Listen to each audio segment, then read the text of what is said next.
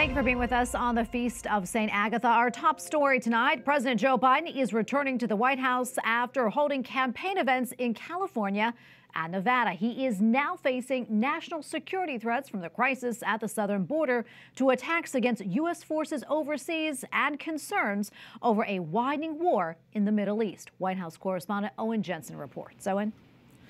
Tracy, after a weekend of retaliatory strikes, the United States is warning Iran and the militias it arms and funds that the U.S. will conduct more attacks if American forces in the Mideast continue to be targeted. President Joe Biden's top diplomat, Antony Blinken, arriving in Saudi Arabia on his 5th visit to the region since the outbreak of the war in Gaza, hoping to press ahead with a potential ceasefire deal and post-war planning while tamping down regional tensions. At the U.S. State Department, more details of the secretary's visit. We're going to continue to work with the Israelis to end this conflict as soon as possible, and over the course of its duration, continue to push for the flow of humanitarian aid into Gaza.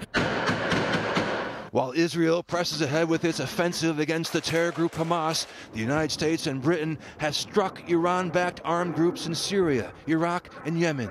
We believe that these were credible targets and picked in a way to minimize and avoid civilian casualties. The United States will respond when our forces are attacked, and we will respond with strength and in a sustained way when American casualties are incurred. And while Sullivan says America will hit back, he also warns the U.S. has already suffered a significant number of American casualties and deaths in recent Mideast conflicts. And the United States also is not looking for a wider war in the Middle East. We are not looking to take the United States to war. Meanwhile, on the U.S. southern border, a group of former FBI agents warned in a recently released letter the United States is facing a new and imminent danger because military-aged men from across the globe, many from countries or regions not friendly to the United States, are landing in waves on our soil by the thousands, not by splashing ashore from a ship or parachuting from a plane, but rather by foot across a border.